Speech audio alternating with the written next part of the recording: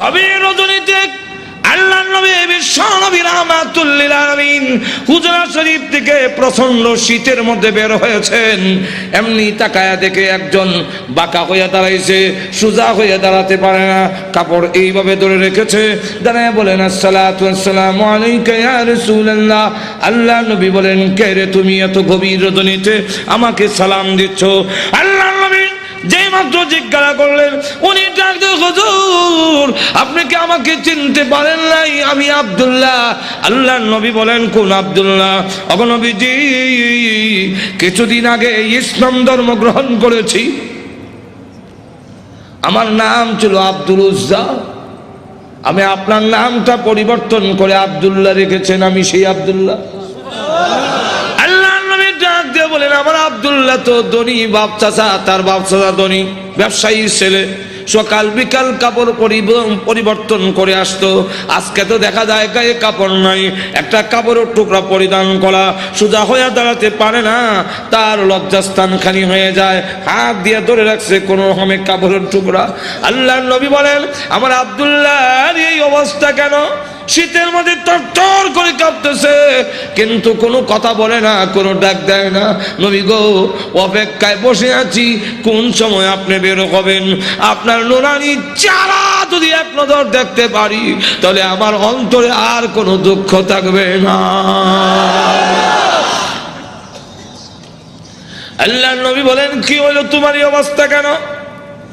আব্দুল্লাহ, হুজুর আপনার দরবারে কেন আসা যাওয়া করি?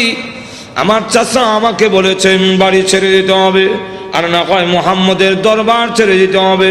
নবী গো, আমি ঘোষণা দিয়েছি, প্রয়োজন বুঝে আপনার বাড়ি কেন তামাম পৃথিবী ছেড়ে দিতে পারি, কিন্তু একটি মুহূর্তের জন্য বিশ্ব নবীর দরবার আমি ছাড়তে পারবো না।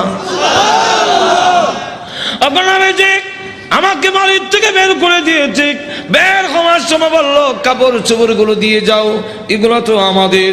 উদ্দেশ্য হইল আমি উলঙ্গ হয়ে গেলে এটা যাব না, লজ্জায় তখন করে বসে থাকবো, আপনার দরবারে আসবো না। আমি তখন আমার চাচাকে জানিয়ে দিলাম, ওগো চাচা, কাপড় হারাতে পারি, ইজ্জত সম্মান হারাতে পারি, আমি সর্বহারা হতে পারি, কিন্তু আল্লাহর কসম ঈমান হারা এক মুহূর্তের জন্য হতে পারবো না। আজকে যদি শরমের আর ইজ্জতের বয়ে কাপড়ের জন্য আমি ঈমান হারা হয়ে যাই, মৃত্যুর পরে কবর থেকে উলঙ্গ হয়ে আল্লাহর দরবারে উঠব, উলঙ্গ অবস্থায় জাহান্নামের মধ্যে দেওয়া হবে। ওগো আল্লাহর নবী, আমার কাপড় চোপড় গুলো রেখে দিয়েছে, আমি আমার মার সামনে দাঁড়ায় বললাম, মা গো, ও মা, একটা কাপড় দেন না, আমি আমার লজ্জাস্থান রেখে বিশ্ব নবীর দরবারে যাব। ওগো মা, একটা নজর যদি আল্লাহর নবীকে দেখতে পারি, তাহলে আমার মনে আর কোনো ব্যথা থাকবে না। এই বলে হুজুর আমার মা একটা কাপড় দিয়েছেন, কোন রকমের লজ্জাস্থান রেখে আপনার হুজুরের সামনে এসে বসে আছি। কোন সময় আপনি বের হবেন, আপনার চেহারা মুবারক একটা নজর দেখার জন্য বসে আছি। নবীজি তার করুণ কাহিনী শুনে বিশ্ব নবী পর্যন্ত চোখের পানি রাখতে পারলেন। আল্লাহ নবী ডাক দিয়ে বলেন, আব্দুল্লাহ, আমার ঘরে আয়, হুজুরের শরীফে আয়, এই নে আমার ব্যবহারের দুইখান কাপড় তোরে দান করলাম। নবীজির দুইখানা কাপড়, ব্যবহারের কাপড়ের দাম আছে না নাই? এরপর থেকে আব্দুল্লাহ জুল বাগাদাইন হয়ে গেল। এখন খালি আব্দুল্লাহ না, এখন টাইটেল লাগছে। আল্লাহ নবী একজন, আব্দুল্লাহ বল, তোর কোনো আকাঙ্ক্ষা আছে নি? আব্দুল্লাহ দাদা, হুজুর দুনিয়ার কোনো আকাঙ্ক্ষা নাই, আপনার কাছে আমার একটা দরখাস্ত। ওগো নবীজি, আপনি বলেছেন শাহাদাতের মরণ হইলে মরণের কষ্ট হয় না, আপনি বলেছেন শাহাদাতের মরণ হইলে কবর গেলে মুনকার নাকির আসে না, আপনি বলেছেন শহীদ হয়ে মরলে কিয়ামতের মাঠে কোনো হিসাব কিতাব হবে না, বিনা হিসাবে জান্নাতে যাবে। তাই আমার দরখাস্ত, ওগো নবীজি আপনি আল্লাহর কাছে বলুন আমার শাহাদাতের কামনা যেন মহান আল্লাহ কবুল করে নেন। নবীজি দোয়া করে দিলেন, দোয়া রসুলের দোয়া, হাত উঠাইতে দিদি আর তো কবুল হইতে। আল্লাহ নবী বিশ্ব নবী রাহমাতুল লিল আলামিন দোয়া করে দিলেন। এখন আব্দুল্লাহর জন্য দোয়া কেমন কবুল হয়ে গেছে। তবুকের যুদ্ধে গেলেন, কিন্তু তবুকের যুদ্ধটা হইল না, ফিরে আসবেন। আব্দুল্লাহ রাস্তার মধ্যে অসুস্থ হয়ে গেলেন, সেখানে তিনি ইন্তেকাল করলেন। আল্লাহ নবী ঘোষণা দিয়েছেন, আল্লাহর রাস্তায় যখন মানুষ বের হয়ে যায়, রাস্তায় মারা গেল শাহাদাতের সওয়াব তাকে দেওয়া হয়। আমার আব্দুল্লাহকে গোসল দাও, কাফন পড়াও, আমি নিজে জানাজার নামাজ পড়াবো। নবীজি নিজে জানাজার নামাজ পড়াইয়া লাশ যখন কবরের দিকে নিয়ে যায়, নবীজি পিছনে পিছনে যায়। কবরের পার গেলে পড়ে ডাক দিয়ে বলেন, সাহাবীরা রে, কেউ কবরে নামবে না, আমি তার কবরে নামবো। নবীজি আব্দুল্লাহ রাদিয়াল্লাহু আনহুর কবরে নামে দুই কান হাত উপর দিকে বাড়ায় দিয়ে বলেন, রে আব্দুল্লাহ, সাহাবীরা দে লাশটা আমার হাতে দে। একটু জোরে কর না, দে আমার আব্দুল্লাহর লাশ আমার কোলে ছেড়ে দে।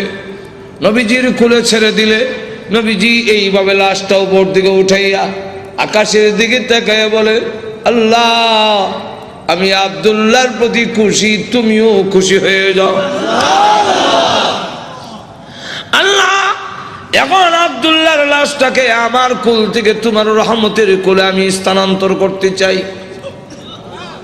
এই কথা শুনে সাহাবীরা গইরে কবর পার কান্না শুরু করেছেন। বিশেষ করে সাদ ইবনে আবি ওয়াক্কাস রাদিয়াল্লাহু আনহু ডাক দিয়ে বলে, মাটিতে গইরে কান্না আর বলে, আব্দুল্লাহ রে, এই লাশটা তোর না হইয়া আমার যদি হতো রে, আমার ভাগ্য কত ভালো ছিল রে আব্দুল্লাহ। এই লাশ তোর না হইয়া আমার যদি হতো, যেখানে আল্লাহর নবী বলতেছেন, আল্লাহ আমি খুশি, মেহেরবানি করে তুমিও আমার আব্দুল্লাহর প্রতি খুশি হয়ে যাও। ভাইরা আমার, লক্ষ্য করে দেখুন, এইভাবে অনেক ঘটনা সারা রাত বললেও তো শেষ হবে না। এইভাবে বাড়ি ঘর ছেড়ে দিয়েছেন আল্লাহর দ্বীনের জন্য, ইসলামের জন্য, আল্লাহ নবীর জন্য। কিন্তু আবু লাহাবের ছেলে যেমন বাবা তেমন ছেলে উতবা আল্লাহ নবীর সামনে গিয়ে বলে, ওগো মুহাম্মদ, আপনার আল্লাহ টাল্লাহ এগুলো আমরা মানি না। আর তো জোরে কর না। আর নবীজির সামনে দাঁড়ায় বলে, আপনার দুই মেয়েকে তালাক দিলাম। নবীজির তাফসীরে মাযহারিতে লেখে, আল্লাহ নবীর উপরে হামলা করে টান দিয়ে জামা ছেড়ে ফেলেছে। নবীজি চোখের পানি ছেড়ে দিয়ে কাঁদলে, হ্যাঁ প্রভু, আমার জামা ছিঁড়েছে, এই জন্য আমি ব্যথা পাইনি। আমি কত আঘাত খাইলাম তোমার দ্বীনের জন্যে, তোমার জন্যে, তোমার দ্বীনের জন্যে যদি আমি কষ্ট পাই, আমার তেমন কষ্ট লাগে না। ও প্রভু, আমার মেয়েকে তালাক দিয়েছে, এই জন্য দুঃখ লাগে নাই, দুঃখ লেগেছে। আমার সামনে যদি তোমাকে কেউ অবজ্ঞা করে, তোমাকে অপমান করে, আমি রাসূল কখনো বরদাস্ত করতে পারি না। ভাইরা আমার, বাস্তবিকই যাদের ভিতরে ঈমান আছে, ঈমানদার কখনো দুনিয়ার সকল কিছু বরদাস্ত করতে পারে, কিন্তু আল্লাহ নবীকে অপমান করবে, এই পৃথিবীর কোন মুমিন কখনো বরদাস্ত করবে না। এর নামই হলো ঈমান। জোরে কোন ঠিক কিনা? আল্লাহর জন্য, আল্লাহর নবীর জন্য, আল্লাহর দ্বীনের জন্য মুমিন তার জীবন উৎসর্গ করতে পারে, কিন্তু আল্লাহর অবমাননা কখনো মুমিন বরদাস্ত করতে পারে না। আমার আল্লাহর নবী, আল্লাহর মহব্বত নবীর অন্তরে বেশি না কম? আর তো দূরে কর না, সকলের চেয়ে বেশি না কম? নবীজি কান্দেন আর বলেন, প্রভু গো, আমার সামনে কেমনে কয় তুমি আল্লাহ টাল্লাহ, এত বড় নিমক কারাম আল্লাহ আমি কেমনে বরদাস্ত করি? আল্লাহ ডাক দেওয়ার নবী গো, আমি বানাইছি নিজের সন্তান যদি নিজের দারিদ্র্য টান মারে দুঃখ লাগে না? না লাগে? নিজের সন্তান যদি কিল মারে খাবলায় কষ্ট লাগে না? আপনার কষ্ট লাগে না, কিন্তু দেখবেন আপনার মা এই জিনিসটা বরদাস্ত করবে না।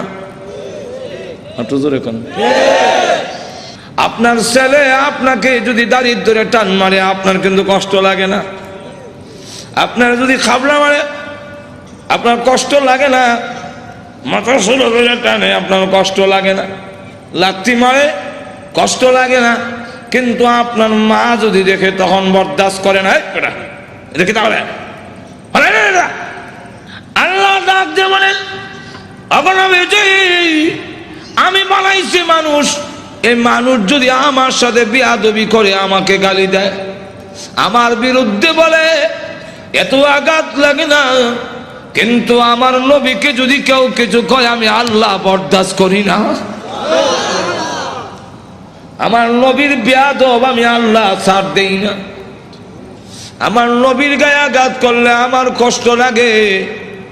সে পাথর নিয়ে আপনাকে মারতে এসেছে, এই জন্য আমি আল্লাহ আয়াত নাযিল করে জানায়া দিলাম। নবীজি এখন বদদুয়া করেন, আল্লাহ তোমার কুকুর সমূহ থেকে একটা কুকুরের উপরে মুসাল্লাত করে দাও, চড়াইয়া দাও।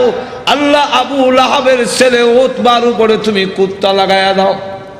আল্লাহ নবীর দোয়া হোক বদদুয়া হোক, জবান থেকে বের হতে দেরি হয়, আল্লাহর দরবারে তা কবুল হইতে একটা মিনিট দেরি হয় না।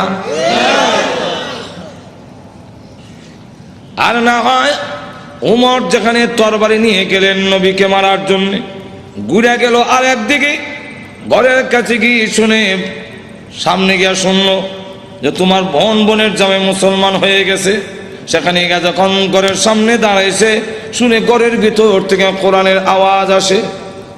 হ্যাঁ, কিসের আওয়াজ?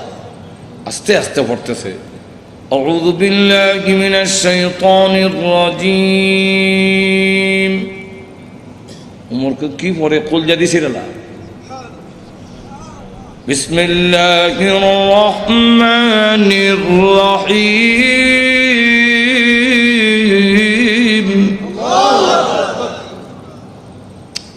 এই করকে আওয়াজ হইনা ফাতেমা কাহা আজরাইল আইছে, দরজা খুলছে। আর ফরায় যে হযরত খাব্বাব রাদিয়াল্লাহু, তিনি দরজার আড়ে লুকাইয়া গিয়া আল্লাহ লা ইলাহা ইল্লাল্লাহ সুবহানাকা ইন্নী। বোন এবং বোনের জামাইরে তো একবারে মারবে না, উমর তো আমারে দুই টুকরা করলো, তরবারি এতই আছে। দরজার আড়ে লুকাইয়া খালি খতমে ইউনূস পড়ে। উমর ঢুকা তার বোনরে দিল এক থাপ্পড়, বোনের জামাইরে থাপ্পড় খাইয়া উল্টে গিয়ে পড়ছে। বোন বাধা দিয়ে আমার স্বামীরে মারো কেন? দিলাম তোরা একটা। বোন যখন থাপ্পড় খাইছে, কানের পর্দা ফেটে গেছে। বোন তখন কয়, শোনো, তুমি যেমন খাত্তাবের ছেলে, আমিও খাত্তাবের মেয়ে। তুমি জানো না ইমান এমন এক জিনিস, এটার মধ্যে যত চাপ দেওয়া যায় অত এটার স্পিরিট। ইমানদার এমন এক জিনিস, এটার যত গুতা দিব অত ভালো উঠবো। গুতা দিত না, ঘুমায় থাকবো। ঠিক ঠিক। চিড়িয়াখানা গেছে, দেখে চিড়িয়াখানা এক বেটা গিয়ে দেখে ফিঞ্জিরের ভিতরে রড দিয়া বাঘ তো আটকাইতেছে, দেখছেন না? তো চিড়িয়াখানার খানা এটা তো আর মুক্ত না, সে যেভাবে মুক্ত গরু ধরে খাইতো এভাবে তো আর খাইতে পারে না, সামান্য খাওয়ান ভাই সরু রয়েছে। তো ধর্ষণার্থী একজন দেখুন না, এক লোকটা কয়, এটা শুনছি বাঘ, এটা দিয়ে ছাগল। বাঘে না মানুষ দেখলে তর্জন গর্জন করে, এটা দিয়ে কিচ্ছু কয় না। তো দিছে সাথী দেখ গুতা নিবেদন করছেন খাওয়ান ঠিক ভাই হয় না পরে ইসলাম তোমার একটা গুড়া কিমরে কামড়া সিটি সেন্টার মোর গুতা দেশ করে জানোস না ভাগ গুতা দিলে হালটা উঠবো, যেমন গুতা দিছে এমনি কয় হাক হাক করে দেন খালিছে অন জুতা মুজা হাতে হালাই একটা দিছে দো জোরে কোন ঠিক কিনা। ফাতেমা ডাক দেখো, ভাই তুমি যে আমার শর্ট দিছে মনে করছো আমি বন্ধ হয়ে যাবো? সুস্পষ্ট করে বলে দেই, সত্য ধর্ম গ্রহণ করছি, মারতে পারো, জীবন গেল ছাড়তাম না। এখন কয় এই এটা নিয়ম। মানুষ যখন দিনের উপরে ইসলামের উপরে অটল অচল থাকে তখন তারা আল্লাহর সাহায্য আসে, আর যারা নির্যাতন করে হেরার দিলের মধ্যে আল্লাহ ডর ঢুকাইয়া দেয়। উমর কয়, ইয়া তো মারলাম তো সামলাইতাম পারি না, কি পড়ছিলে দেখো না, তোমাকে দেওয়া যাবে না। বলে কেন? এটা কোরআনের অংশ। ইন্নাহু লাকুরআনুন কারীম ফি কিতাবিম মাকনুন লা ইয়ামাসসুহু ইল্লাল মুতাহহারুন।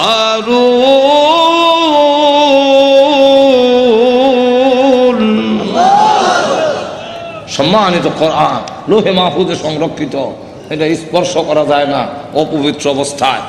তখন কি করতে হবে? বলে গোসল করে আও, কাফেররা তো মুত্তা ফানি লয় না, তুমি মুত্তা পরিষ্কার হয়ে আও।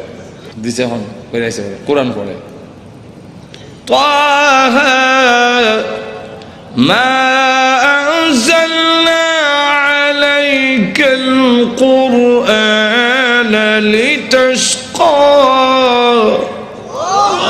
পড়তে পড়তে যখন ওই আয়াত পর্যন্ত গেছে, ইন্নানি আনাল্লাহু লা ইলাহা ইল্লা আনা ফা'বুদনি।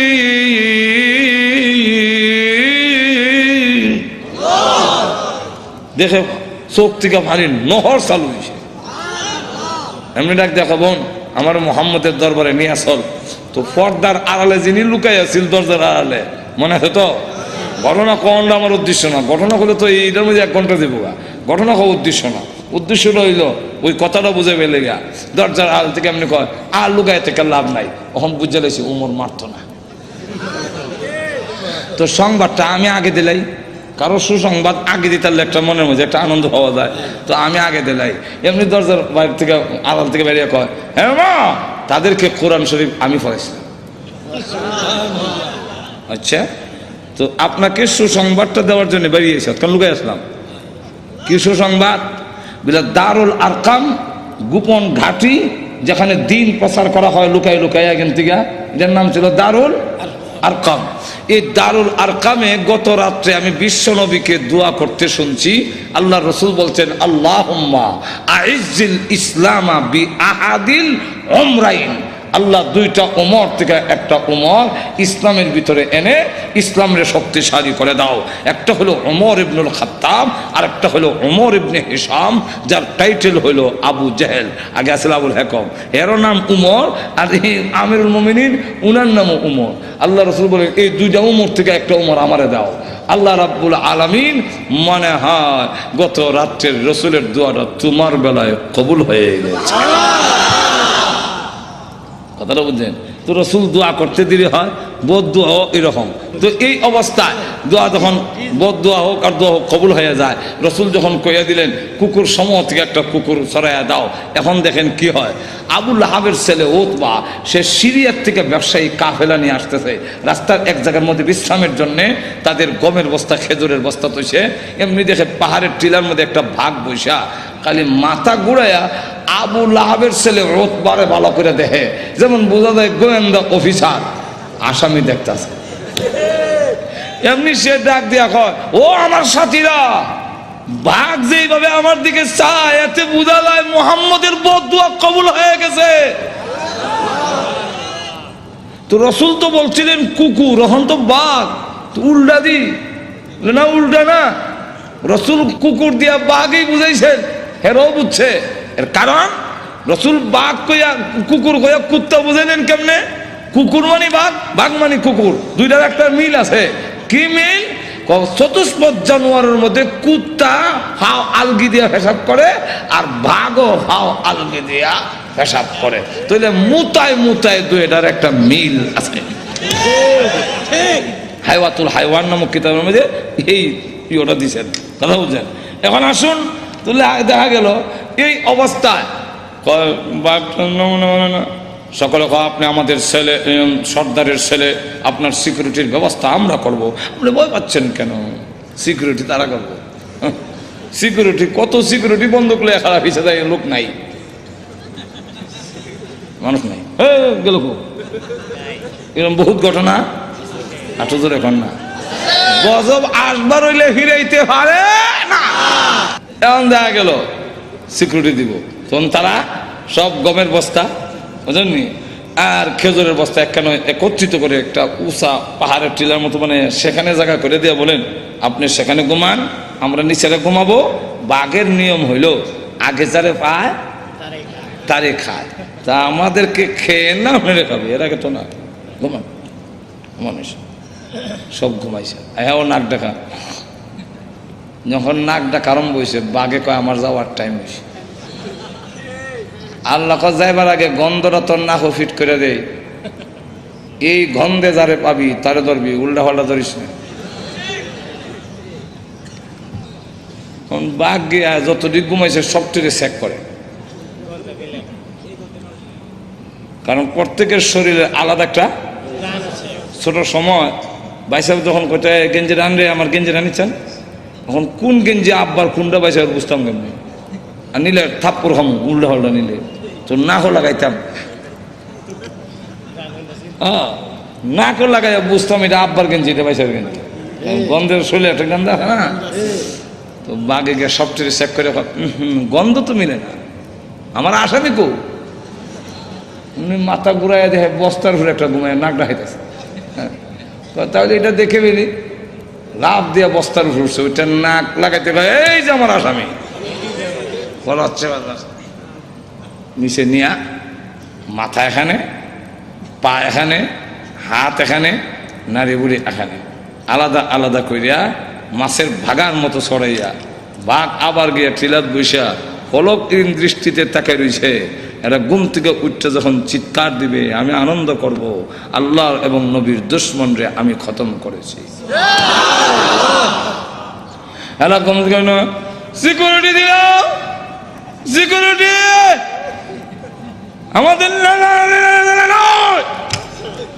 শেষ করে ফেলেছে, আমি করছি। আল্লাহ তখন আয়াত নাযিল করলেন, এই হলো শানে নজর, আয়াত নাযিল করে বলে কুতিলাল ইনসানু মা আকফারাহু,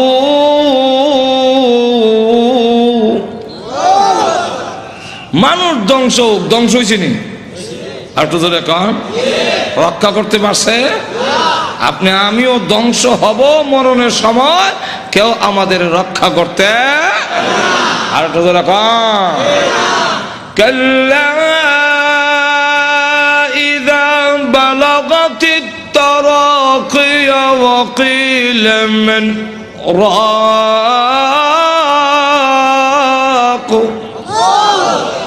যখন কন্ট্রোলার জান আসবে কেউ রক্ষা করতে পারবে না। আল্লাহ তখন আয়াত নাযিল করে বলেন কুতিলাল ইনসান, মানুষ ধ্বংস হোক, মানুষ বড় অকৃতজ্ঞ। এখন আল্লাহ এক একটা নিয়ামতের কথা তুলে ধরে বলেন তুই যে অতিকৃতজ্ঞ হইলে একটু চিন্তা করলি না, মিন আইয়ি শাইইন খালাকা, তুই কিসের তৈরি, তোরে কি দিয়ে বানানো হইলো, এটার জবাব আমরা দিতে পারবো না, কারণ আমি জানি না তুই কি দিয়ে বানিয়েছেন।